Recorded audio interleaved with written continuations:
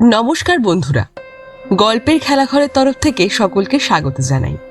আর সকলের জন্য একটি বিশেষ সতর্কতা, গল্পের লেখিকা কেবলমাত্র গল্পের প্লট সৃষ্টির খাতিরে বেশ কিছু ভৌতিক আবহকে হাতিয়ার করেছেন, কোনো রকম অন্ধবিশ্বাস বা কুসংস্কার সৃষ্টির জন্য নয়। এবং টিম গল্পের খেলাঘর কোনো রকম অন্ধবিশ্বাস বা কুসংস্কারকে সমর্থন করে না। আমরা আশা রাখি শ্রোতা বন্ধুরা মুক্ত মনে কেবলমাত্র গল্প হিসেবেই এই সৃষ্টিকে গ্রহণ করবেন। আজ আপনারা শুনছেন লেখিকা শর্মিষ্ঠা চ্যাটার্জির কলমে শেওড়া দিঘির ভূতেদের ইউনিভার্স সিরিজের প্রথম গল্প সন্ধ্যা নামলে সে আসে। লেখিকা শর্মিষ্ঠা চ্যাটার্জি 24শে জানুয়ারি 1995 সালে উত্তর 24 পরগনা জেলায় জন্মগ্রহণ করেন। বর্তমানে মধ্যমগ্রামের বাসিন্দা। খুব কম বয়স থেকেই বিভিন্ন পত্রপত্রিকায় গল্প পড়ার মাধ্যমে উৎসাহিত হয়ে আজ তিনি নিজেই কলম ধরেছেন। তার লেখা গল্পগুলি আজ ফেসবুকের বিভিন্ন group, ebook magazine, YouTube audio চ্যানেলের মাধ্যমে প্রকাশ পেয়েছে। আজ পাঠক পাঠিকাদের কাছে তার নাম পৌঁছে গিয়েছে সুনামের সাথে। আশা করি তার লেখা আজকের গল্পটিও তোমাদের ভালো লাগবে। আর একটু সময় নষ্ট না করে শুরু করছি আমাদের আজকের নিবেদন, সন্ধ্যা নামলে সে আসে। শুরু হচ্ছে আজকের গল্প। সঙ্গে থাকছি গল্পের সূত্রধার আমি মোনালিসা। অরুণা বলে, সুমিমা, রাত 10:30 বাজে, এবার খেয়ে নেবে চলো। রাজীবের হাসপাতাল থেকে বাড়ি ফিরতে রাত 12টা নয় 1টা তো বাজবেই। তুমি ততক্ষণ না খেয়ে বসে থাকবে নাকি? এরপর যে তোমারও পিত্তি পড়ে যাবে। সুমির মাসি শাশুড়ি অরুণাই কথা বলতেই সুমি বলে ওঠে, মাসি, 11টা পর্যন্ত ওয়েট করি না? তারপর রাজীব যদি না ফেরে তখন তুমি আর আমি মিলে ডিনার করে নেব। অরুণা বলে, ঠিক আছে, তাহলে 11টা পর্যন্ত ওয়েট করি। এই বলে অরুণা সুমির পাশে যেই বসতে যাবে তখনই বাইরে গাড়ির প্যাঁ প্যাঁ আওয়াজ হতেই অরুণা বলে, ওই ওই রাজীব এলো। এই বলে অরুণা সঙ্গে সঙ্গে ছুটে গিয়ে দরজা খোলে। দরজা খোলার 5-10 মিনিটের মধ্যেই রাজীব ঘরে ঢোকে। রাজীব ঘরে ঢুকতেই রাজীবের মাসি অরুণা বলে, তুই ফ্রেশ হয়ে আয় তাড়াতাড়ি। সুমি এতক্ষণ তোর জন্য না খেয়ে বসে আছে। রাজীব বলে, তোমরা খাবার সার্ভ করো, আমি ফ্রেশ হয়ে 5-10 মিনিটের মধ্যে আসছি। এই বলে রাজীব রুমে চলে যায়। স্যালাডে একটা কামড় দিয়ে রাজীব বলে ওঠে, সুমি, এবার তোমাকে স্কুলের জবটা ছাড়তে হবে, বুঝলে? রাজীবের এই কথা শুনে সুমির মুখটা ফ্যাকাশে হয়ে যায় আর ধরা গলায় জিজ্ঞাসা করে, কেন, কি হয়েছে? হঠাৎ তুমি স্কুলের চাকরিটা ছাড়তে বলছো? রাজীব বলে, আগামী মাসে আমাদের পুরুলিয়ায় যেতে হবে, কারণ আজ আমাকে হাসপাতাল থেকে জানালো আগামী 6 বছরের জন্য পুরুলিয়ার উসুলডুংরি নামের একটা আদিবাসী গ্রামের হাসপাতালে বদলি করা হয়েছে আমাকে। রাজীবের কথা শুনে রাজীবের মাসি অরুণা বেশ ক্ষুণ্ণভাবে বলে, ওই অজ গন্ডগ্রামে মুখ পোড়া হাসপাতালে তোকে 6 বছরের জন্য বদলি করে দিল? কি বলছিস রে? আর তোকে বা কেন করলো? আর কি কেউ ছিল না তোর বদলে? অরুণার কথা শুনে রাজীব কিছুক্ষণ চুপ থেকে বলল, কি করব বলো মাসি, আমাদের হাসপাতালের সুপারভাইজার রিতম সেনগুপ্ত যে কাজটা করেছে সেটা আমি ভালো করেই জানি, কারণ আমি যেদিন থেকে হাসপাতালে জয়েন করেছি সেদিন থেকেই আমি ওনার চক্ষু শুলছিলাম। রাজীবের এই কথা শুনে সুমি বলে, তা ওই অজ আদিবাসী গ্রামে গিয়ে আমরা কোথায় থাকবো? তুমি কি কিছু ভেবেছো? রাজীব বলল, সে তুমি ওসব নিয়ে চিন্তা করো না।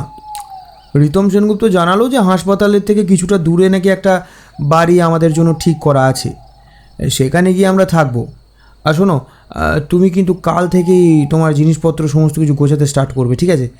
হাতে কিন্তু আমাদের কাছে বেশি সময় নেই। এই মাসের শেষ দিকে আমাদেরকে রওনা দিতে হবে, আর ওই মাসের প্রথমেই আমার হাসপাতালে জয়েনিং। পরদিন সকালে রাজীব হাসপাতালে বেরিয়ে যেতেই সুমির হাতে হাতে ব্যাগ গোছাতে গোছাতে অরুণা সুমিকে বলে, শোন সুমি, তুই নতুন জায়গায় যাচ্ছিস। কোনো অসুবিধায় পড়লে আমাকে ফোন করে তক্ষুনি জানাবি কিন্তু। আর একটু দেখে শুনে চলবি, ঠিক আছে? সুমি বলে, তুমি চিন্তা করো না মাসি, আমি ঠিকভাবেই থাকবো। আর অসুবিধা পড়লে তোমাকেই আগে জানাবো, কেমন? গাড়ি থেকে রাজীব আর সুমি নামতেই দেখে তাদের গাড়ির সামনে গ্রামের কিছু আদিবাসী লোকেদের ভিড়। সেই আদিবাসীদের মধ্যে থেকে বছর 60-এর এক বৃদ্ধ মতো লোক ডাক্তারবাবু, ডাক্তারবাবু, করতে করতে এগিয়ে এসে বলে, ডাক্তারবাবু, আপনাকে গরিব আদিবাসী গ্রামে সুস্বাগতম। এই বলে রাজীবের গলায় মালা পরিয়ে দেয়। বৃদ্ধ লোকটি রাজীবের গলায় মালা পরাতেই রাজীব বলে, আপনি কে? বৃদ্ধ লোকটি বলল, আমি এই উসুল ডুংরি গ্রামের মোড়ল ডাক্তার সাহেব, নাম হরিশঙ্কর বারুই। আপনি যে আমাদের গ্রামের হাসপাতালে ডাক্তার হয়ে এসেছেন, কি যে ভালো লাগছে আপনাকে কি বলবো। এর জন্য আপনাকে অনেক অনেক ধন্যবাদ। এই বলে রাজীবকে গ্রামের কিছু আদিবাসী লোকেরা আর পুরুলিয়া উসুলডুংরি হাসপাতালের কিছু ডাক্তার ও সহকর্মী ফুলমালা দিয়ে স্বাগতম জানায়। এসব কাজ মিটতে মিটতে বেশ দুপুর হয়ে যায়। তারপর চলে খাওয়া দাওয়া। খাওয়া দাওয়ার পর গ্রামের মোড়ল হরিশঙ্কর বারুই রাজীব আর সুমিকে বলল, চলুন আপনারা এবার থেকে যেখানে থাকবেন সেই বাড়িটাতে আপনাদের নিয়ে যায়। সুমি বলে, আমরা যে বাড়িটাতে থাকবো সেটা এখান থেকে কত দূর মোড়ল মশাই? সুমির কথা শুনে হরিশঙ্কর বারুই বলল, মেম সাহেব, বেশি দূর নয়, এই হাসপাতাল থেকে আধ ঘন্টার পথ মাত্র। গাড়িতে যেতে যেতে সুমি দেখল পুরুলিয়া উসুলডুংরি গ্রামটা পুরো আদিবাসী গ্রাম। চারিদিকে বড় বড় মাঠঘাট, ক্ষেত খামার, বড় বড় গাছপালা, ছোট ছোট মাটির ঘর বাড়িতে ভর্তি। বড় বড় বাড়িঘর খুব কম আছে বললেই চলে। এছাড়া আদিবাসীদের মাটির ঘর বাড়িগুলোর গায়ে খুব সুন্দর করে রং বেরঙের রং দিয়ে ছবি আঁকা। বাড়িগুলোর গায়ে ছবি আঁকা দেখেই বোঝা যাচ্ছে এটা একটা আদিবাসী প্রত্যন্ত গ্রাম। সুমি গ্রামের প্রাকৃতিক সৌন্দর্য দেখতে দেখতে এমনই মোহিত হয়ে পড়েছিল যে তারা কখন পুরুলিয়া উসুলডুংরি গ্রামের হাসপাতাল থেকে ঠিক করে দেওয়া নতুন বাড়িটার সামনে চলে এসেছিল তা খেয়ালই করেনি। হঠাৎ রাজীবের ডাকে সম্বিত ফিরল। তখন সুমি দেখল তাদের গাড়িটা একটা ছোট একতলা সাদা রঙের গেটওয়ালা বাড়ির সামনে দাঁড়িয়ে আছে। সুমি গাড়ি থেকে নেমে দেখল বাড়িটা ছোট একতলা হলে কি হবে, দেখতে বেশ সুন্দর। বাড়িটার আশেপাশে অবশ্য ছোট ছোট একতলা দুতলা বাড়ি আছে।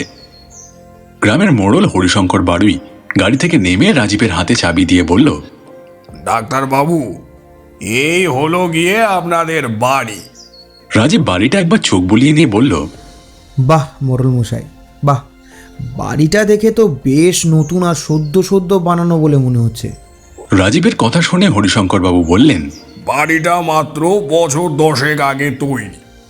10 বছর আগে যিনি এই বাড়িতে মালিক ছিলেন, তিনি এ বাড়ি আমাদের গ্রামের হাসপাতালের সুপারভাইজার হিমাংশু রঞ্জন হালদারের কাছে বিক্রি করে চলে যান। তারপর থেকে হিমাংশু রঞ্জন বাবু এ বাড়িটাতে মাঝে মধ্যেই ভাড়া বসান। আপনাদের আসার কিছুদিন আগে এই বাড়িতে এক ভাড়াটে ছিল, কিন্তু আপনাদের আসার খবর পেয়ে উনি ভাড়াটে তুলে দেন আর আপনারা আসবেন বলে নতুন করে বাড়ি রঙও করান। মোড়ল মশাইয়ের এই কথা শুনে রাজীব আর সুমির মনটা আনন্দে ভরে যায়। আর সুমি মনে মনে বলে, বিয়ের 1 মাস পর বরের চাকরির জন্য বদলি হওয়ার সুবাদে যে তারা উপহারস্বরূপ এত সুন্দর একটা বাড়ি পাবে তা তার কাছে কল্পনাতীত। কারণ সুমি বিয়ের আগে থেকেই মনে মনে চেয়েছিল যে বিয়ের পর রাজীবের সঙ্গে একটু আলাদাভাবে টাইম স্পেন্ড করবে, মানে দুজনে একসঙ্গে আলাদা একটা বাড়িতে থাকবে। সুমি বাড়ির গেটটা খুলে ভিতরে ঢুকতে গিয়ে দেখে বাড়িটার গায়ে নেম প্লেটে লেখা আছে মেঘমালা ভিলা। এরপর সুমি আর রাজীব বাড়ির ভিতর ঢুকে আরও অবাক হয়ে যায়। বাড়িটার মধ্যে দামি দামি সব ফার্নিচার আর দামি দামি জিনিসপত্র দিয়ে গোটা বাড়িটা সাজানো। সাজানোর বহর দেখেই বোঝা যায় যে বাড়ির মালিক ছিল খুব শৌখিন আর ধনী। এবার একটু বাড়িটার বর্ণনা দিই। বাড়িটা ছোট একতলা। বাড়ির এন্ট্রেন্স দিয়ে ঢুকতেই একটা লম্বা বারান্দা। বারান্দা দিয়ে বাড়ির ভিতর ঢুকতেই একটা বড় ডাইনিং রুম। ডাইনিং রুমের বাঁদিকে একটা বেডরুম আর ডান দিকে আরেকটা বেডরুম। বারান্দা দিয়ে ডাইনিং রুমে ঢুকতেই মুখোমুখি একদম কিচেন আর বাথরুম, আর বাথরুমের পাশ দিয়ে ছাদে ওঠা সিঁড়ি। সিঁড়ি দিয়ে উঠতেই বাঁদিকে একটা স্টোর রুম আর তার উপরেই ছাদ। এই ছিল রাজীব আর সুমিদের নতুন বাড়ি পুরুলিয়ার উসুলডুংরি গ্রামে। প্রথম দিনের পথের জার্নির জন্য দুজনেই খুব ক্লান্ত ছিল, তাই সুমি সেদিন রাতে আর রান্না করল না। বাইরের হোটেল থেকে রাতের ডিনারের জন্য রুটি আর ডিমের কারি কিনে এনে খেয়ে শুয়ে পড়ল তাড়াতাড়ি, কারণ পরের দিন সকালে রাজীবকে আবার নতুন হাসপাতালে জয়েনিং করতে হবে। পরদিন সকালে রাজীব হাসপাতালের কাজের উদ্দেশ্যে বেরিয়ে যেতেই সুমি নতুন বাড়িঘর গোছাতে ব্যস্ত হয়ে পড়ল। সেসব করতে করতে কখন যে দুপুর হয়ে যায় তা সে টেরই পায় না। তারপর দুপুরবেলা স্নান করে উঠে নিজের জন্য ভাত আর ডিম সিদ্ধ করে খেয়ে শুয়ে পড়ে। যখন ঘুম ভাঙে তখন বিকেল 5টা বাজে। শীতকালের জন্য বাইরেটা বেশ অন্ধকার হয়ে এসেছে। সুমি তন্দ্রাচ্ছন্ন অবস্থায় ঘরের আলো আধারের মধ্যে এক অদ্ভুত জিনিস লক্ষ্য করে। তার বিছানার পায়ের কাছে যেন একটা বিবাহিত মেয়ের কাটা মুন্ডু পড়ে আছে। মেয়েটার মুখটা দেখে মনে হচ্ছে একটা 20-21 বছরের বাচ্চা সাঁওতালি মেয়ে। মেয়েটার কপালে লাল টিপ, মাথায় চওড়া করে সিঁদুর, আর চুলটা লম্বা করে খুলে যেন বিছানায় লুটিয়ে রয়েছে। তার চোখ দুটো খোলা, সেই কাটা মুন্ডুটা যেন সুমির দিকে তাকিয়ে হাসছে। এই দৃশ্য দেখা মাত্রই সুমি ভয়ে লাফ মেরে বিছানা থেকে নেমে সঙ্গে সঙ্গে ঘরের আলোটা জ্বালায়। কিন্তু তার বিছানায় তখন সেই কাটা মুন্ডু কই? কিছুই নেই, পুরো জায়গাটাই ফাঁকা। সুমি হঠাৎ করে ওই রকম একটা দৃশ্য দেখায় বেশ কিছুটা ঘাবড়ে গেছিল। সে তারপর বিছানার উপর আর কাটা মুন্ডুটা না দেখতে পেয়ে বেশ উত্তেজিতভাবে বলল, বিছানার ওপর তো একটু আগেই কাটা মুন্ডুটাকে দেখলাম। অদ্ভুত ব্যাপার তো, এর মধ্যে কোথায় গেল সেটা? সুমি ঘরের এদিক ওদিক তাকিয়ে কোথাও কিচ্ছু দেখতে না পেয়ে তখন মনে মনে বলল, আমারই হয়তো হ্যালুসিনেশন হবে। এই ঘটনার পর কেটে গেছে বেশ কয়েকটা দিন। একদিন বিকেলবেলা ছুটির দিনে সুমি বারান্দায় বসে এক মনে একটা বই পড়ছে। এমন সময় পিছন থেকে হঠাৎ রাজীব এসে সুমির চোখ দুটোকে বেঁধে দিল। সুমি বলল, এই রাজীব, তুমি আমার চোখ বাঁধলে কেন? কি মতলব বলো তো তোমার? রাজীব সুমিকে আস্তে আস্তে ধরে নিজেদের বেডরুমে নিয়ে যেতে যেতে বলল, একটু ওয়েট করো ডার্লিং, খানিকক্ষণ বাদেই তুমি সবটা নিজের চোখে দেখতে পাবে। এই বলে রাজীব সুমিকে ওদের বেডরুমে ঢুকিয়ে বেডরুমের মাঝখানে দাঁড় করিয়ে রেখে ওর চোখের বাঁধনটা খুলতে খুলতে বলল, surprise! Happy birthday to you, happy birthday to you Sumi, many many happy returns of the day my dear. এই বলে রাজীব সুমির চোখের বাঁধনটা খুলে দেয়। চোখের বাঁধনটা খুলতেই সুমি দেখে তাদের বেডরুমটা রং বেরঙের বেলুন আর আলো দিয়ে সাজানো। সঙ্গে ঘরের মাঝখানে একটা টেবিলের ওপর বড় চকলেট কেক, আর কেকের চারপাশে নানা রঙের মোমবাতি জ্বলছে। সুমি ঘরের এই সুন্দর দৃশ্য দেখে রাজীবকে জড়িয়ে ধরে বলে, আমি ভাবতেই পারিনি যে তুমি আমাদের বিয়ের প্রথম বছরটাতে এইভাবে আমার বার্থডে সেলিব্রেট করবে। I love you Rajib. Rajib তখন সুমিকে জড়িয়ে ধরে সুমির কপালে একটা চুমু খেয়ে বলে, I love you too my sweetheart wife. আমার একটা মাত্র বউ তুমি, তো তোমার বার্থডে সেলিব্রেট করবো না তো কার বার্থডে সেলিব্রেট করবো বলো? আর আমি এটা মনে মনেই ঠিক করে রেখেছিলাম যে আমাদের বিয়ের প্রথম বছর যখন তোমার জন্মদিন আসবে তখন তোমাকে আমি এভাবেই সারপ্রাইজ দেব। এরপর রাজীব সুমির হাতটা ধরে কেকটা কেটে একে অপরকে খাইয়ে দেয়। এরপর তারা দুজন ঘরে একটা সুন্দর রোম্যান্টিক গান চালিয়ে হাতে বিয়ারের গ্লাস নিয়ে নাচতে থাকে। সুমি ও রাজীব একসঙ্গে ডান্স করতে করতে কখন যে নিজেদের অজান্তেই তাদের ঠোঁট জোড়া মিলিত হয়েছে তা তারা নিজেরাও জানে না। কিন্তু হঠাৎ করে সুমির চোখ যায় ঘরের সিলিং ফ্যানের দিকে। সে তখন দেখতে পায় বেশ কিছুদিন আগে সন্ধেবেলায় তার সেই বিছানায় দেখা কাটা মুন্ডুর আদিবাসী মেয়েটার গোটা শরীরটা ফ্যান থেকে ঝুলছে উলঙ্গ অবস্থায় উল্টোভাবে। মানে তার পাটা ফ্যানের সঙ্গে বাঁধা আর মেয়েটার লম্বা খোলা চুলটা পুরো ঝুলছে নিচে মেঝের দিকে। এই বিভৎস দৃশ্য দেখা মাত্র সুমি রাজীবকে জড়িয়ে ধরে চিৎকার করে বলে, সিলিং ফ্যানের সঙ্গে ওটা কে চলছে গো? সুমি চিৎকারে রাজীব ফ্যানের দিকে তাকায়, কিন্তু সে তখন কিছুই দেখতে না পেয়ে বেশ অবাক হয়ে বলে, ঝুলছে? কি ঝুলছে? কই, ফ্যানের সঙ্গে তো কিছু ঝুলছে না। ধুর, তুমি ড্রিঙ্ক করা চোখে না ভুলভাল জিনিস দেখছো জানো তো। এই বলে রাজীব আবার সুমিকে জড়িয়ে ধরতে চায়। সুমি তখন রেগে গিয়ে বলে, তুমি ভালো করে দেখো রাজীব, ওই সিলিং ফ্যানের সঙ্গে একটা আদিবাসী মেয়ের উলঙ্গ শরীর ঝুলছে উল্টো ভাবে। সুমির এই কথা শুনে রাজীব বিরক্ত হয়ে সুমিকে ধাক্কা মেরে বলে, তোর সালা পুরো রোম্যান্টিক মুডটা নষ্ট করে দিলে। বলছি কিছু ঝুলছে না, আর সেই তখন থেকেই শুধু এক কথা হেজিয়ে মরছে। দূর। এই বলে রাজীব সুমিকে ধাক্কা মেরে ড্রাঙ্ক অবস্থাতেই টলতে টলতে বিছানায় গিয়ে শুয়ে পড়ে।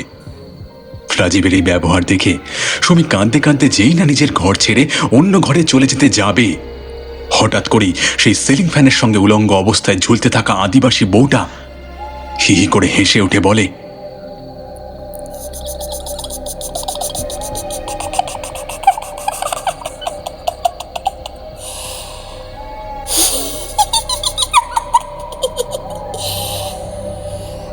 আমি তোকে কিছুতেই রাজীবের সঙ্গে সংসার করতে দেব না, কিছুতেই না।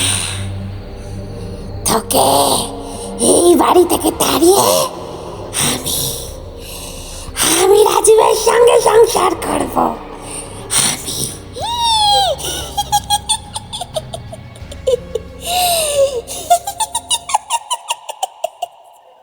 সেই দিন রাতের ঘটনার পর থেকে রাজীবের মধ্যে একটা অদ্ভুত পরিবর্তন লক্ষ্য করা যায়। কেমন যেন আস্তে আস্তে নিজেকে সুমির থেকে ক্রমশ দূরে সরানোর চেষ্টা করতে থাকে সে। যেমন একদিন একটু সকাল সকাল উঠে সুমি রাজীবের হাসপাতাল বেরোনোর আগে ওকে ওর ফেভারিট ব্রেকফাস্টটা তৈরি করে দেয়।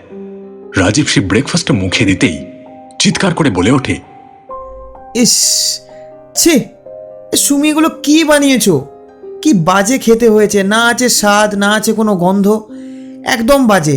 তোর এরপর থেকে প্রায় দিনই রাতে শোয়ার পর সুমি লক্ষ্য করত রাজীব প্রতিদিনই যেন ঘুমের ঘোরে কার সঙ্গে কথা বলছে, আর কথাগুলো ভালোভাবে শুনলে বোঝা যেত ও যেন কোনো মহিলার সঙ্গে কথা বলছে। এই, তুমি এত দূরে দাঁড়িয়ে আছো কেন? আমার একটু কাছে এসে দাঁড়াও না, তোমাকে একটু ভালো করে দেখি, দু চোখ ভরে আর একটু প্রাণ ভরে আদর করি। এই ঘটনা প্রতি রাতে হওয়ার ফলে পরদিন সকালে সুমি যখন রাজীবকে আগের রাতের কথা জিজ্ঞাসা করত, তখন রাজীব আগের রাতের ঘটনার কথা কিছুই মনে করতে পারত না। উল্টে আগের রাতের কথা জিজ্ঞাসা করলে রাজীব রেগে গিয়ে সুমির সঙ্গে খুব খারাপ ব্যবহার করত, আর মাঝে মধ্যে তো গায়ে হাত পর্যন্ত তুলত। এইভাবে আস্তে আস্তে যত দিন যেতে লাগলো, রাজীব যেন সুমিকে আর সহ্যই করতে পারত না, এবং উল্টে তার উপর নানান রকমের টর্চার করতে আরম্ভ করে, আর কথায় কথায় ডিভোর্স দেওয়ার হুমকি দেয়। এইভাবে বেশ কয়েকটা দিন কেটে যাওয়ার পর অরুণ একদিন রাতের ডিনার করে ঘরে এসে টিভির সামনে বসে দেখে সবে রাত তখন 9টা বাজে। অরুণা ঘড়ির দিকে তাকিয়ে মনে মনে বলে, অনেক দিন হয়ে গেল রাজীব আর সুমিমায়ের কোনো খবর না হয়নি। দেখি তো ফোন করে কেমন আছে দুজনে। এই বলে অরুণা যেই মোবাইলটা হাতে নিয়ে সুমিকে ফোন করতে যাবে, হঠাৎ বাড়ির কলিং বেলটা তখন টিংটং করে বেজে উঠল। অরুণা বেলের আওয়াজ শুনে বেশ একটু অবাক হয়ে মনে মনে ভাবল, রাত 9টার সময় আবার কে এলো রে বাবা। এই বলে হাতের ফোনটা সোফায় রেখে অরুণা বেশ তাড়াতাড়ির সঙ্গে ঘরের দরজাটা খুলতেই দেখে দরজার সামনে সুমি দাঁড়িয়ে আছে বিধ্বস্ত অবস্থায়। সুমির চোখ মুখে কালশিটের দাগ, চোখের কোলগুলো ভেতরের দিকে ঢুকে গিয়ে চোখের তলায় জমাট কালো কালি পড়ে গেছে। চুলগুলো উস্কো খুস্কো, দু হাতে দুপাশে বেল্ট বা চাবুক দিয়ে মারার দাগ পরিষ্কার লক্ষ্য করা যাচ্ছে। অমন সুন্দর পরীর মতো দেখতে মেয়েটার এই অবস্থা দেখে অরুণা প্রথমে আঁতকে উঠেছিল। সুমি অরুণাকে দেখে মাসিমণি বলে জড়িয়ে ধরে হাউ হাউ করে কাঁদতে আরম্ভ করে দেয়। অরুণা বেশ অবাক হয়ে সুমির মাথায় হাত বোলাতে বোলাতে বলে, কি হয়েছে মা, কাঁদছিস কেন? চল চল চল চল ভেতরে চল। এরপর কিছুটা ধাতস্থ হতেই সুমি বিগত 4 মাসে তার সাথে যা যা ঘটনা ঘটেছে তা সব অরুণাকে বলতেই অরুণা সব কথা শুনে বলে ওঠে, আমি তোকে নিয়ে পরশুদিন এই পুরুলিয়ার উসুলডুংরি গ্রামে যাব, আর গিয়ে দেখব যে রাজীবের কত ক্ষমতা আছে। আমার সামনে তোর সঙ্গে খারাপ ব্যবহার করে কি করে, আর যদি করেও থাকে তাহলে আমি আর ওর সঙ্গে কোনো সম্পর্কই রাখবো না। ও কি ভেবেছে কি ওর সব কিছু আমাকে মেনে নিতে হবে? তা কখনোই নয়। আমি তোর সাথে কোনো অন্যায় হতে দেব না মা।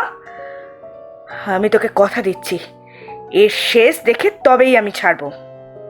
অরুণা মাসির এই কথাগুলো শুনে সুমি বেশ কিছুটা আশ্বস্ত হয়ে মাসিকে জড়িয়ে ধরে ফোঁপিয়ে ফোঁপিয়ে কাঁদতে থাকে। অরুণা বলতে গেলে সুমিকে নিজের মেয়ের মতোই ভালোবাসে, তাই ওর এই করুণ অবস্থার কথা শুনে অরুণারও চোখ ভিজে আসে। সেদিন দিনটা ছিল রবিবার। সুমি চলে গেছে আজ প্রায় 2-3 দিন হলো, তাই রাজীবেরও মনটা ভালো নেই। তাই সেদিন সেও হাসপাতালে যায়নি। বাড়ির বারান্দায় বসে নিউজ পেপারটা পড়ছিল। হঠাৎ বাড়ির গেটের সামনে একটা বড় গাড়ি থামতেই রাজীব নিউজ পেপারটা পড়া বন্ধ করে উঠে দাঁড়ায় আর দেখে গাড়ির ভেতর থেকে তার অরুণা মাসি আর সুমি নামছে। চোখের সামনে ওদের দুজনকে দেখেই রাজীবের মনের মধ্যে এক অদ্ভুত পরিবর্তন হয়ে গেল। সে সঙ্গে সঙ্গে বাড়ির বারান্দা থেকে বেরিয়ে এসে সুমিকে বেশ ধমকের সঙ্গে বলল, এ কি ব্যাপার বলো তো? তুমি আবার এখানে কেন? কি মনে করে এসেছো? আর এখানে কেনই বা এসেছো তুমি? আমি তো তোমাকে বলে দিয়েছিলাম কাল বা পরশুর পরেই আমি তোমাকে ডিভোর্স পেপারগুলো পাঠিয়ে দেব। তাহলে আবার এখানে এসেছো কেন? তুমি কি বুঝতে পারছো না যে আমি তোমার সাথে আর কোনো রকম কোনো সম্পর্ক রাখতে চাইছি না? রাজীবের এই কথা শুনে অরুণা প্রচন্ড রেগে গিয়ে বলল, এই, তুই কি ভেবেছিস কি? হ্যাঁ, তুই যা বলবি সেই কথা শুনে আমাকে তোর মতো চলতে হবে? শোন রাজীব, আমি তোকে একটা স্পষ্ট করে কথা বলে দিচ্ছি, আমি বেঁচে থাকতে সুমির সঙ্গে কোনো রকম অন্যায় আমি হতে দেব না।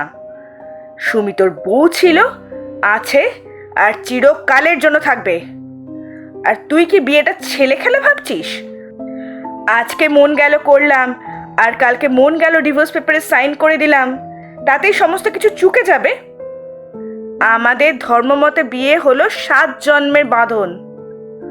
অত সহজে যদি এই পৃথিবীর সব কিছু হয়ে যেত তাহলে মানুষের জীবনে আর কোনো সমস্যাই থাকতো না। আর তাছাড়া তোর এখনকার রূপ দেখে আমার তো তোর সাথে কথা বলতেই ঘেন্না করছে। এই বলে অরুণা সুমির হাতটা ধরে গটগট করে বাড়ির ভেতর ঢুকে যায়। রাজীব অরুণার কথার ওপর কোনোদিনই কিছু বলতে পারে না, তাই অগত্যা সে ঘরের দরজাটা বন্ধ করে তাদের পিছু পিছু ঘরের ভিতরে এসে নিজের ঘরের দিকে চলে যায়। অরুণা বাড়ির ভেতর ঢুকতেই তার গাটা কেমন যেন অসম্ভব রকমের ভারী হয়ে গেল। সে অনুভব করতে পারে এ বাড়িতে অস্বাভাবিক কিছু একটা আছে। ঘরের ভেতরে এসে অরুণা সুমিকে বলে, মা, যা তুই ফ্রেশ হয়ে আয়, তারপর আমি যাব। সুমি বাথরুমের দিকে চলে গেলে অরুণা একবার গোটা বাড়িটার ভিতরে পায়চারি করতে করতে মনে মনে বলে, এই বাড়িতে এমন কেউ আছে যারা জীবনেও সুমির ভালো চায় না, তাই সে রাজীব আর সুমির মধ্যে দূরত্ব তৈরি করার চেষ্টা করে যাচ্ছে। ব্যাপারটা দেখতে হচ্ছে, তবে আমি বেঁচে থাকতে সে কোনো দিনও কিচ্ছু করে উঠতে পারবে না। এরপর সুমি ফ্রেশ হয়ে এসে বলে, মাসি, তুমি যাও, এবার ফ্রেশ হয়ে নাও। বেলা 11টা তো বাজতে চললো। আমি কি ওদিকে দুপুরে রান্নাটা চাপাই? আজ দুপুরে ডিমের ঝোল আর ভাত খাও। আর রাতে ভাবছি সবার জন্য আমি নিজের হাতে বিরিয়ানি রান্না করব। অরুণা বলে, ঠিক আছে মা, তুই গিয়ে রান্নাটা শুরু কর, আমি ফ্রেশ হয়ে রান্নাঘরে আসছি। আর হ্যাঁ, আমি আসার আগে যদি কোনো দরকার লাগে অবশ্যই ডাকবি কিন্তু আমায়। সুমি মাসির কথায় একগাল হেসে হ্যাঁ বলে রান্নাঘরের দিকে চলে যায়। বেশ কিছুক্ষণ পর মা গো, বাবা গো, কে আছো? বাঁচাও আমাকে, আমার সব চলে গেল, পড়ে গেল। এই বলে সুমি তীব্র চিৎকার করতে থাকে। অরুণা তখন মুখে চোখে জল দিয়ে বাথরুম থেকে বেরোতেই যাচ্ছিল। হঠাৎ সুমির চিৎকার শুনে হন্তদন্ত হয়ে রান্নাঘরের দিকে ছুটে গিয়ে দেখে সুমির পায়ে গরম ফুটন্ত ডিমের ঝোলের কড়াটা উল্টে পড়েছে। অরুণা সঙ্গে সঙ্গে সুমিকে ধরে তুলে তাকে বাথরুমে নিয়ে গিয়ে ঠান্ডা জল দিয়ে প্রথমে পোড়া জায়গাগুলো ধুইয়ে দিয়ে তারপর তাকে কাপড় জামা ছাড়িয়ে দেয়। বেশ কিছুটা বরফ আর মলম দিয়ে ড্রেসিং করতে সুমি একটু ধাতস্থ হয়। অরুণা জিজ্ঞাসা করলো, খেপি, কি করে রান্না করছিলি হ্যাঁ, যে তোর পায়ের উপরে গরম ডিমের ঝোলের কড়াইটা পড়ে গেল? সুমি তখন বলে, আমি নিজেও জানি না মাসিমণি, কিভাবে পড়লো কড়াটা আমার পায়ে। আমি তো ডিমের ঝোলটা নামানোর আগে একটু ধনে পাতা দিচ্ছিলাম, তখন হঠাৎ করেই আমার মনে হলো কে যেন আমায় ইচ্ছে করে ধাক্কা মেরে আমার পায়ে ওই গরম ফুটন্ত ডিমের ঝোলের কড়াইটা ফেলে দিল। সুমির কথা শেষ হওয়া মাত্র রাজীব পাশের ঘর থেকে চিৎকার করতে করতে ঘরে ঢুকে বলল, ও চায় না, ও চায় না তুমি আমার সঙ্গে এ বাড়িতে সংসার করো। তুমি যদি ভালো যাও তো এখনই এই বাড়ি ছেড়ে চলে যাও। আমাদের ছেড়ে মা বাবার কাছে চলে যাও, তুমি চলে যাও। রাজীবের এই কথা শুনে অরুণা রেগে গিয়ে বলল, এই, ওটা কে রে? তুই কার সাথে কথা বলছিলিস? রাজীব খিক করে হেসে বলল, এখন তো বলবো না, সময় হলে সব কিছু জানতে পারবে। কিন্তু এইটুকু জেনে রেখো, সে কিন্তু এই বাড়িতেই থাকে, আর রোজ রাতে সে আমার সাথে গল্প করতে আসে। সে আমাকে খুব ভালোবাসে, আর আমারও তাকে খুব ভালো লাগে। এই বলে রাজীব নিজের ঘরে চলে যায়। রাজীবের এই এলোমেলো কথা শুনে অরুণা বেশ ভালোই বুঝতে পারে সুমি এই কদিন না থাকার জন্য প্রতিদিন রাতের বেলা কেউ তো রাজীবের ঘরে আসে, এবং সে যে রাজীবকে ভালো মতোই বশ করে ফেলেছে সেটা তার আর বুঝতে বাকি রইল না। সে মনে মনে স্থির করল যে আজ রাতে তাকে দেখতেই হবে এই রাত্রিবেলা আসা যাওয়া করা মহিলাটি কে। সেদিন রাতে সুমি ঘুমিয়ে পড়লেও অরুণার কিন্তু ঘুম এলো না সেই মহিলার কথা ভাবতে গিয়ে। রাত তখন আন্দাজ 1:30 কি 2 হবে। হঠাৎ করেই রাজীবের ঘর থেকে বেশ চাপা রকমের গুনগুন আওয়াজ অরুণার কানে এলো। অরুণা বেশ কিছুক্ষণ একটু কান খাড়া করে শুনে বুঝতে পারল রাজীব যেন ঘুমের ঘোরে কারোর সাথে কথা বলছে। সে আস্তে আস্তে বিছানা ছেড়ে উঠে পা টিপে টিপে অতি সন্তর্পণে রাজীবের ঘরের দরজার সামনে এসে আলতো করে দরজাটা ফাঁক করে দেখতেই দেখল রাজীব অদৃশ্য কাউকে জড়িয়ে ধরে আদর করার ভঙ্গিতে বসে রয়েছে, আর মাঝে মাঝে বিড়বিড় করে বলছে, মেঘমালা, ও মেঘমালা, তুমি শুধু আমার,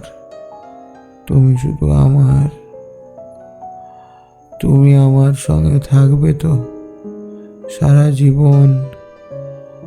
আমি কিন্তু তোমায় বড্ড ভালোবাসি। রাজীবের এই অসঙ্গতিপূর্ণ আচরণ দেখে অরুণার আর বুঝতে বাকি রইল না যে এই বাড়িতে এমন কেউ একজন আছে যে রাজীব আর সমীর ভালো চায় না, উল্টে বরং তাদের ক্ষতি করতে চায়।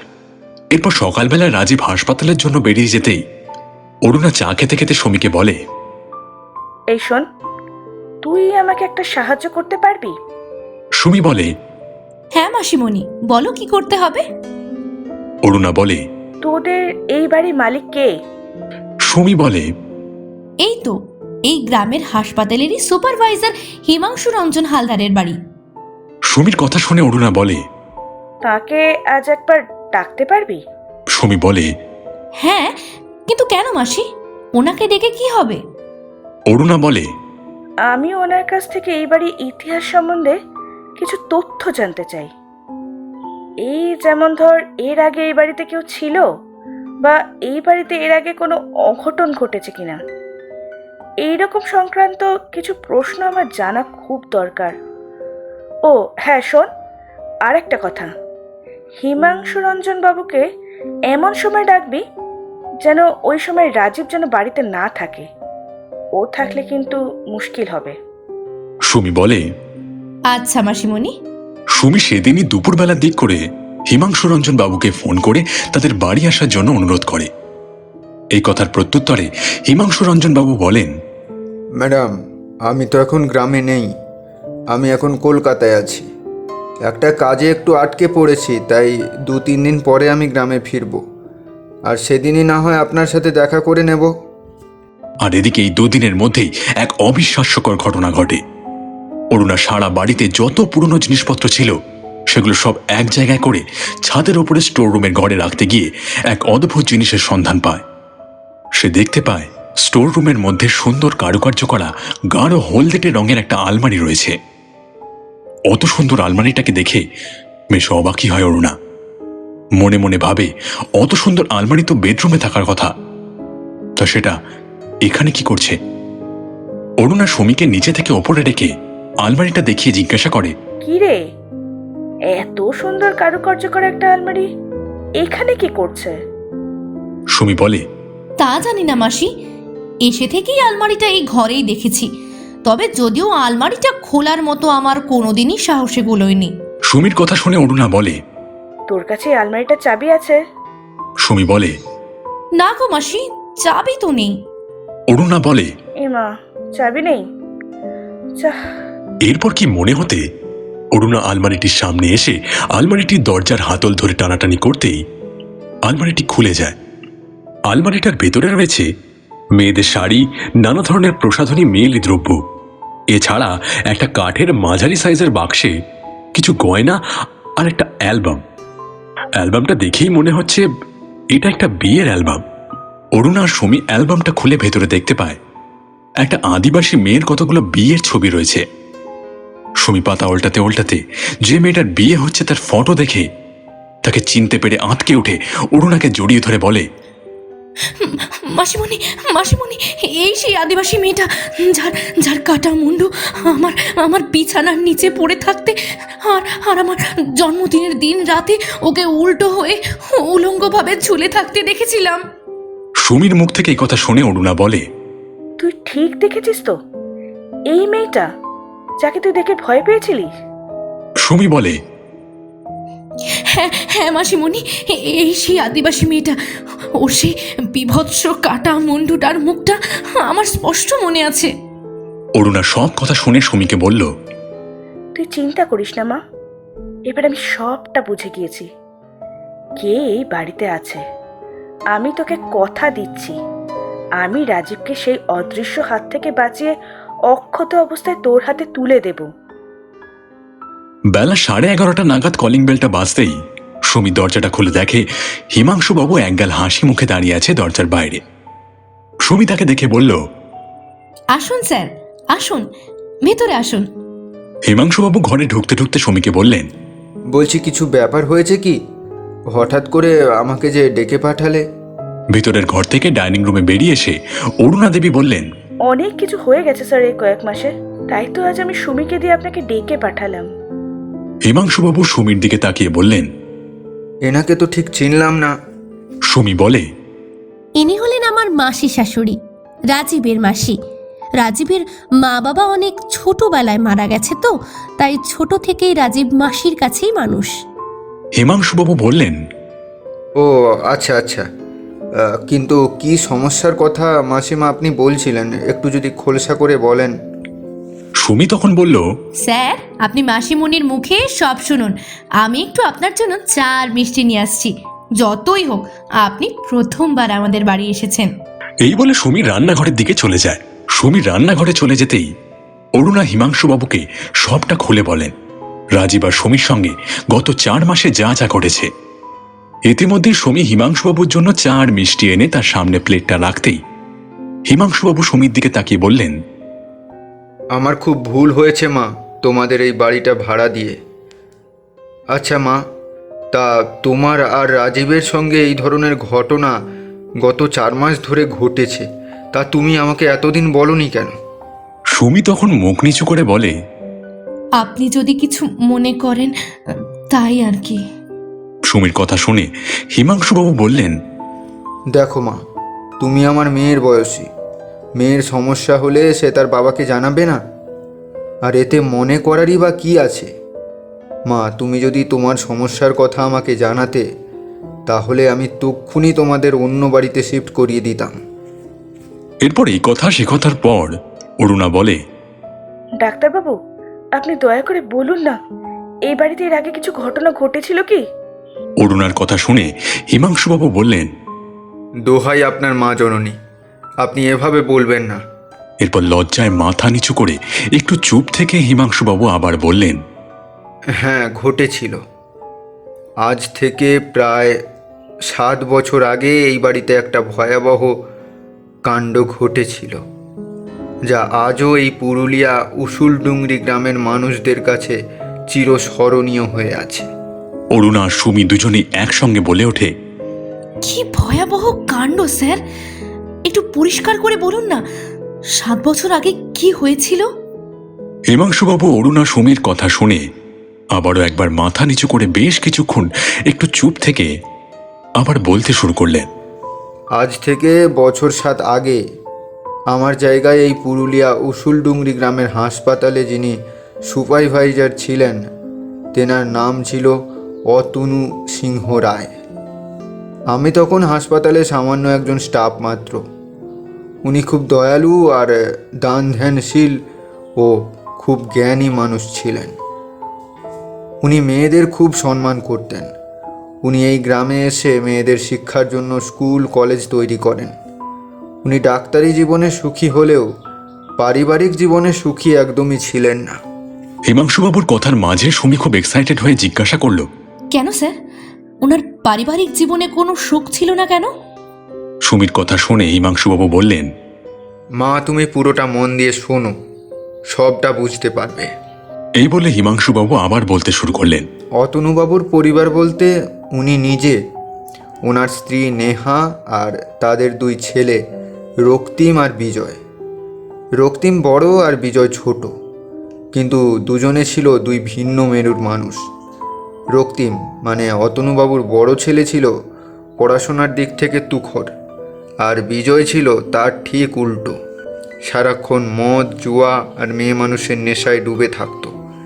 এক কথায় বলা চলে বিজয় চরিত্রহীন লম্পট একটা ছেলে। অতনুবাবু ছোট ছেলে বিজয়ের চরিত্র ঠিক করার জন্য আমাদের এই গ্রামেরই খুব গরিব আদিবাসী পরিবারের একটি মেয়ের সঙ্গে বিজয়ের বিয়ে দেন। বিজয়ের যে বউ ছিল তার নাম ছিল মেঘমালা। এই মেঘমালা ছিল খুব শিক্ষিত ও অত্যন্ত ভদ্র সভ্য একটি লক্ষ্মীমন্ত মেয়ে। মেঘমালা আদিবাসী পরিবারের মেয়ে হলে কি হবে, দেখতে শুনতে কিন্তু খুব মিষ্টি ছিল। খুব সুন্দর মুখখানি, ফর্সা গোলগাল, মাথায় মেঘের মতো ঘন কালো চুল ছিল বলে ওর নাম ছিল মেঘমালা। মেঘমালা অতনুবাবুর বাড়িতে ছোট ছেলের বউ হয়ে আসার পর অতনুবাবু বিজয় আর মেঘমালার থাকার জন্য খুব সুন্দর করে এই বাড়িটা করে দেন, আর খুব স্বাদ করে বাড়িটার নাম রাখেন মেঘমালা ভিলা। সেই সঙ্গে বাড়িটা মেঘমালা নামেও লিখে দেন। বাবার এই মেঘমালার নামে বাড়িটা লিখে দেওয়ায় বিজয় তার বাবার ওপর বেজায় রেগে যায়, আর বাবার রাগটা সম্পূর্ণ গিয়ে পড়ে মেঘমালার ওপর। সে তখন মেঘমালার সঙ্গে সংসার করা তো দূরস্থ, উল্টে দিনরাত মেঘমালার ওপর অকথ্য অত্যাচার আর বাজে গালিগালাজ করতে শুরু করে। প্রতিদিন রাতে মদ খেয়ে এসে উন্মত্ত পশুর মতো ওই ফুলের মতো সুন্দর মেয়েটাকে মারধর করত। এই অত্যাচার দিনের পর দিন আরও বাড়তে থাকে। বিজয় শুধু মেঘমালাকে বাপের বাড়ি থেকে টাকা নিয়ে আসতে বলতো, আর মেঘমালা বিজয়ের পায়ে পড়ে কাঁদতে কাঁদতে বলতো তার বাপের বাড়িতে এত সামর্থ্য নেই যে সে টাকা এনে বিজয়ের হাতে তুলে দেবে। বিজয় মেঘমালার এই কথা শুনে তার ওপর আরও অত্যাচার করত। এইভাবে দিনের পর দিন চলার পর বিয়ের 3 মাসের মধ্যে একদিন বিজয় রাগের বশে মেঘমালাকে খুন করে পালিয়ে যায়। এক কথায় বলা চলে বিজয় একজন ফেরারি আসামি। ছেলের এই কাণ্ড দেখে অতনুবাবু লজ্জায় এই বাড়ি আমার হাতে বেচে আমাকে হাসপাতালের সুপারভাইজার করে এই গ্রাম ছেড়ে কলকাতায় চলে যায়। এখন অতনুবাবু কেমন আছেন বা কলকাতায় কোথায় থাকেন তা আমি কিছুই জানি না। হিমাংশুবাবুর মুখে এই বাড়ির ইতিহাসের কথা শুনে অরুণা দেবী বললেন, মেঘমালার অতৃপ্ত আত্মা এখনো এই বাড়িতেই আছে, আর বেচারি বেঁচে থাকাকালীন খুব কষ্ট পেয়েছে। তো তাই এবার ওর আত্মার শান্তির জন্য আমাকে এই বাড়িতে বড় একটা যজ্ঞ করতেই হবে, আর সেটাও খুব তাড়াতাড়ি। আর তাছাড়া রাজীব আর সুমির ভালোর জন্য এটা না করলেই নয়। আর 2 দিন পরে অমাবস্যা, ভাবছি সেই দিনই বাড়িতে একটা যজ্ঞ করব। এবার অরুণা হিমাংশুবাবুর দিকে তাকিয়ে বললেন, ডাক্তারবাবু, এটা কিন্তু আপনার বাড়ি, আপনাকে কিন্তু সেই দিন থাকতেই হবে। আর যজ্ঞ করার আগে আমি এই বাড়িটাকে ভালো করে বেঁধে দেব, যাতে যজ্ঞের সময় কোনো রকম অঘটন না ঘটতে পারে।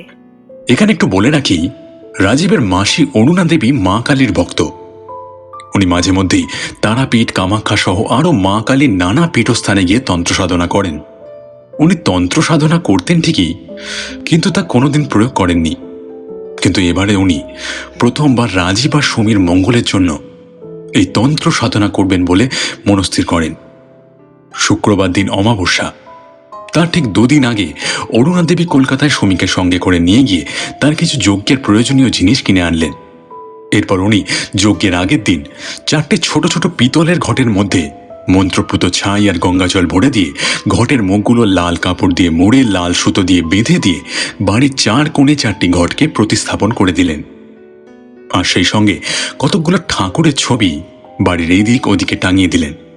আর সেই সঙ্গে মন্ত্রপুত তাবিজ রাজীব আর সমীর হাতে বেঁধে দিয়ে বললেন, এটা যেন ওরা কোনোদিনও না খোলে। এই মন্ত্রপুত তাবিজ ওদের সব রকমের অশুভ শক্তি আর বিপদ থেকে রক্ষা করবে। সেদিন গভীর রাতে অরুণা দেবী বাড়ির ছাদে রাজীব আর সমী দুজনকে দুপাশে বসিয়ে নিয়ে যজ্ঞ করতে আরম্ভ করলেন। সেই যজ্ঞে বাড়ির মালিক হিমাংশুবাবু, গ্রামের মোড়ল হরিশঙ্কর বাবু ছাড়াও গ্রামের আরও কিছু গণ্যমান্য ব্যক্তি উপস্থিত ছিলেন। যজ্ঞ প্রায় 2 ঘন্টা ধরে চলল। তার কারণ অবশ্য খুব অদ্ভুত। যজ্ঞের মাঝে মাঝেই অগ্নিকুণ্ড নিভে যাচ্ছিল এবং তৎক্ষণাৎ অরুণা দেবী তার মন্ত্রশক্তি বলে সেটাকে আবার প্রজ্বলিত করছিলেন। তার কারণ, যে অদৃশ্য অশুভ শক্তি এতদিন ধরে এই বাড়িতে ছিল সে বরাবরই জানান দিচ্ছিল যে সে কোনো মতেই এই বাড়ি ছেড়ে যাওয়ার পক্ষপাতী নয়। অনেক কষ্ট করে নানা প্রকারের বাধা বিপত্তি পেরিয়ে অরুণা দেবী রাত 1:30 নাগাদ প্রকারের যজ্ঞের শেষ আহুতিটা দিলেন। আর তখন সবাই শুনতে পায় একটা মহিলা কণ্ঠের কান ফাটানো আর্তনাদ, এবং সেই সাথে সকলে দেখতে পায় যজ্ঞের অগ্নিকুণ্ডের মধ্যে সেই লেলিহান অগ্নিশিখায় এক অদৃশ্য নারী মূর্তি আস্তে আস্তে পড়ে যেন কুণ্ডলীকৃত কালো ধোঁয়ার আকারে বাইরে বেরিয়ে এসে উপরের আকাশের দিকে উঠে বাতাসের সঙ্গে অদৃশ্য হয়ে যাচ্ছে। তখন আন্দাজ রাত প্রায় 2টোর কাছাকাছি বাজে। যজ্ঞ শেষ হতেই অরুণা দেবী তার হাতে থাকা মন্ত্রপুত কড়াটির জল সারা বাড়িময় ছিটিয়ে দিয়ে তিনি যেন অবশেষে স্বস্তির নিঃশ্বাস ফেলে 2 হাত কপালে ঠেকিয়ে মা কালীর উদ্দেশ্যে প্রণাম করে বলে উঠলেন, আমার মায়ের অশেষ কৃপা, অবশেষে এইবারে বিপদমুক্ত হলো। এতদিন পর ওই মেঘমালার অতৃপ্ত আত্মা শান্তি পেল। মেয়েটা লক্ষ্মীমন্ত হলে কি হবে, বেচারি কপাল দোষে এ জীবনে এত কষ্ট ভোগ করলো। এই বলে অরুণা দেবী একটা দীর্ঘ নিঃশ্বাস ফেলে আবার বলে উঠলেন, বিধাতার লিখন সে কি আর বোঝা যায়? আর তাকে খণ্ডাবে এমন শক্তি কার আছে? আশা রাখি ও পরের জীবনে হয়তো খুব ভালো ঘরে জন্ম পাবে। এরপর দেখতে দেখতে বছর 4 কেটে গেছে। ইতিমধ্যে রাজীব আর সমীর সংসারেও অনেক বদল এসেছে, কারণ রাজীব আর সমী এখন মা বাবা। তাদের সংসারে এখন একজন নতুন অতিথি এসেছে, রিয়া। রিয়ার বয়স এখন সবে 2 বছর মাত্র। রিয়া জন্মানোর 1 বছরের মাথায় রাজীবের মাসি অরুণা হঠাৎ করে একটা কঠিন অসুখে মারা যায়। এখন সমীও মা হয়েছে, তাই তার দায়িত্বটা অনেক বেড়ে গেছে। সে আর আগের মতো সেই ছোট্ট বাচ্চাদের মতো আর কান্নাকাটি করে না। সে এখন ঘর সংসার সামলানোর সঙ্গে সঙ্গে পুরুলিয়ার ওসুলডুংরি গ্রামের একটা মেয়েদের স্কুলে পড়ায়। অরুণা মাসি যতদিন ছিল ততদিন রিয়ার দেখাশোনা নিয়ে কোনো সমস্যা হয়নি, কিন্তু হঠাৎ অরুণা মাসি মারা যাওয়ার পর থেকে রিয়া সারাদিনের দেখাশোনা করার জন্য সুমিকে খুব সমস্যায় পড়তে হলো। কারণ সুমি স্কুলে পড়াতে বেরিয়ে গেলে অরুণাই রিয়াকে নিয়ে সারাদিন পড়ে থাকতো, কিন্তু এখন তো আর সেটা সম্ভব নয়। সুমি অনেক ভাবনা চিন্তা করে ঠিক করে যে রিয়াকে দেখাশোনা করানোর জন্য ভালো একটা লোক রাখবে। অনেক খোঁজাখুঁজির পর অবশেষে গ্রামেরই একটা আদিবাসী মেয়ের খোঁজ পায়, আর সেই আদিবাসী মেয়েটার খোঁজ দেয় সুমির স্কুলেরই এক কালিগ মৌসুমী। সে সুমিকে জানায় ওই আদিবাসী মেয়েটাকে নিয়ে রবিবার সে ওদের বাড়ি যাবে আর আলাপ করিয়ে দেবে ওর সাথে। সেই দিন ছিল রবিবার। মৌসুমী যেদিন সুমির বাড়িতে প্রথমবার এলো, আর তাই সেদিন সকাল সকাল ঘুম থেকে উঠে সুমি অল্প কিছুর অ্যারেঞ্জমেন্ট করে রাখলো। ওই বেলা 11টা নাগাদ বাড়ির কলিং বেলটা বাজতেই সুমি সঙ্গে সঙ্গে দরজাটা খুলে দেখে তার স্কুলের কালিগ মৌসুমী হাসি মুখে দাঁড়িয়ে আছে, আর তার পাশে 1 হাত ঘোমটা দেওয়া একটা কম বয়সী আদিবাসী মেয়ে। সুমি মৌসুমী আর তার পাশে দাঁড়ানো সেই অচেনা মেয়েটাকে ভেতরে আসতে বলে। সুমি মৌসুমীর সঙ্গে কিছুক্ষণ কথা বলার পর মৌসুমী সেই অচেনা মেয়েটার সঙ্গে তার পরিচয় করিয়ে দেয়। মৌসুমী বলে, সুমি, আমি তোর মেয়ের দেখাশোনা করার জন্য যার কথা বলছিলাম, এই সেই মেয়ে। সুমি অচেনা মেয়েটার দিকে তাকিয়ে বলে, এই মৌসুমী, ও এরকম 1 হাত ঘোমটা দিয়ে রেখেছে কেন? মুখ থেকে ঘোমটাটা এক্ষুনি সরাতে বলো, না হলে কিন্তু আমি ওকে এই বাড়িতে কাজে রাখবো না। অসম্ভব। সুমির কথা শুনে মৌসুমী মেয়েটাকে বলল, এই মেয়ে, তোমার মুখ থেকে ঘোমটা সরাও, বৌদিমণি তোমার মুখটা দেখবে। অচেনা মেয়েটি ঘোমটার আড়াল থেকে ঘাড় নেড়ে বলে, আজ্ঞে দিদি ভাই। এই বলে মেয়েটি আস্তে আস্তে তার মুখের ঘোমটা সরাতেই সুমি অচেনা মেয়েটার মুখটা দেখে অবাক হয়ে তার মুখের দিকে তাকিয়ে থাকে। সুমির অচেনা মেয়েটার মুখটা দেখে যেন মনে হয় সে তাকে অনেক বছর আগে থেকে চেনে। হঠাৎ সুমির সেই নামটা মনে পড়ে যায়। এক মুহূর্তের জন্য সুমি সম্বিত ফিরিয়ে এনে কাঁপা কাঁপা গলায় অচেনা মেয়েটাকে জিজ্ঞেস করে, এই তো তো তোমার তোমার নাম কি? অচেনা মেয়েটি এক পলকের জন্য সেই পুরনো হাসিটা দিয়ে উত্তর দেয়, আমার নাম মেঘমালা।